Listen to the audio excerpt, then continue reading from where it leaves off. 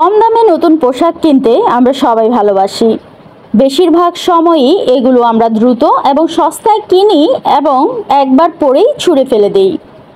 কিন্তু আপনি কি জানেন, এই ছুঁড়ে ফেলা কাপড়গুলোই গ্রিনহাউস গ্যাস নিঃসরণ, পানি এবং বায়ু দূষণের অন্যতম কারণ সৃষ্টি করে মাত্রাতিরিক্ত বজ্র। যুক্তরাজ্যের পরিবেশগত অডিট কমিটি দেশটির সরকারের কাছে এই শিল্প বন্ধের আহ্বান জানিয়েছে।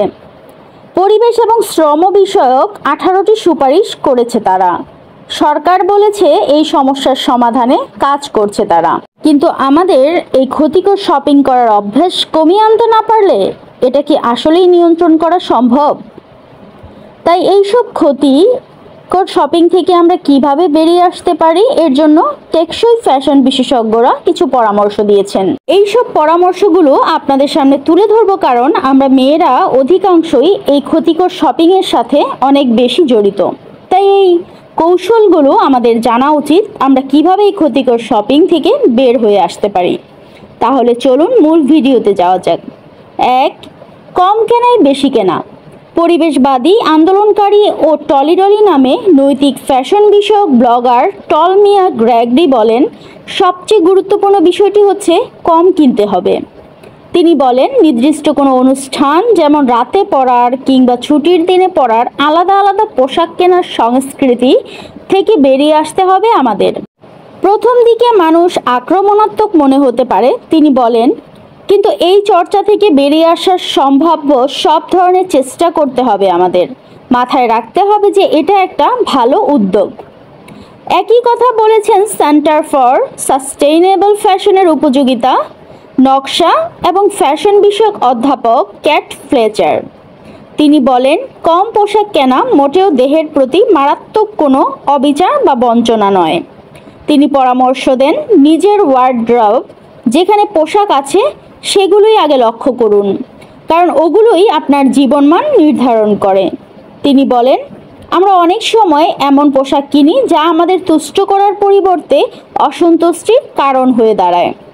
কেনাকাটা করার সময় মানুষ অত্যন্ত তৃপ্তি লাভ করে, কিন্তু পরক্ষণেই ওই কেনা বস্তু বা পোশাকের উপর আগ্রহ হারিয়ে ফেলে।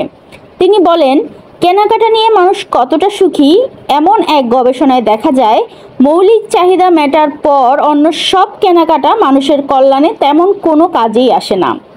তিনি বলেন, পোশাকের ব্র্যান্ডগুলোর অ্যাগ্রেসিভ মার্কেটিং বেশিরভাগ ক্ষেত্রেই এসব তথ্যকে অগ্রাহ্য করে। আমরা আসলে যা দেখি তা হচ্ছে অতিরিক্ত পাওয়ার বিষয়টি মানুষের কল্যাণের বোধকে কমিয়ে দেয়। এটা একাকিত্ব এবং উচ্চ মাত্রার অবসাদ ডেকে আনে। এটা আমাদের সুখ কেড়ে নিচ্ছে এবং একাকিত্ব করে তুলছে, তিনি বলেন। 2. সেকেন্ড হ্যান্ড পোশাক কিনুন। মিস ফ্লেচার, যিনি টেকসই ফ্যাশন নিয়ে একাধিক বই লিখেছেন, তিনি বলেন, জনপ্রিয় ফ্যাশনের শহরগুলো বা হাই স্ট্রিট কেনাকাটার জন্য খুব সুনির্দিষ্ট পরিসর দিয়ে থাকে, যার মধ্য থেকেই মানুষ আগ্রহ নিয়ে কেনাকাটা করে। আপনার রুচি যদি আসলেই নতুনত্ব, আধুনিকতা, পরিবর্তন এবং বৈচিত্র্যের উপর নির্ভরশীল হয়, তাহলে আপনার ওয়ার্ড্রব আর সেকেন্ড হ্যান্ড পোশাক কেনাতেই আপনি এগুলো অনেক বেশি পরিমাণে খুঁজে পাবেন।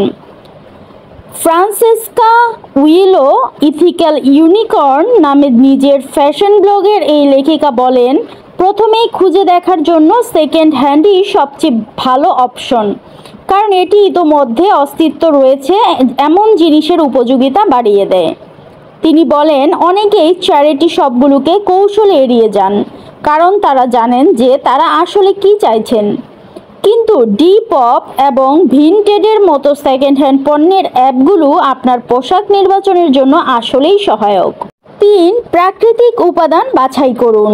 টেকসই বিষয়ক ব্লগাররা বলেন, যে কোনো মূল্যে নতুন সিনথেটিক উপাদান দিয়ে তৈরি পোশাক কেনা বন্ধ করতে হবে।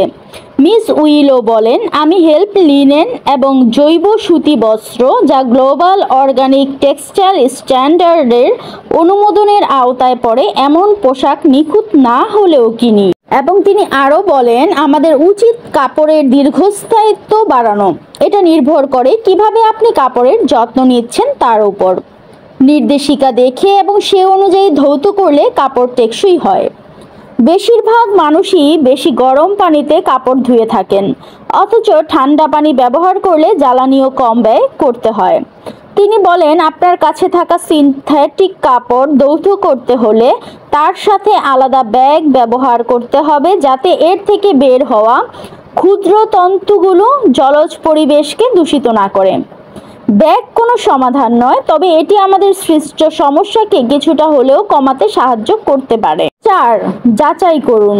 মিস উইলও বলেন, যে কোনো ব্র্যান্ড থেকে নতুন কাপড় কেনার আগে সেগুলো কোথায় এবং কারা বানিয়েছে সে বিষয়ে মানুষের প্রশ্ন করা উচিত।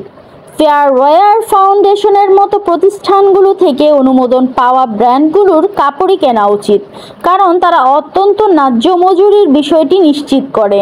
তিনি বলেন, অনেক ব্লগ রয়েছে যেগুলোতে এ ধরনের ব্র্যান্ড সম্পর্কে ধারণা দেওয়া হয়েছে, যা আপনার সহায়ক হতে পারে।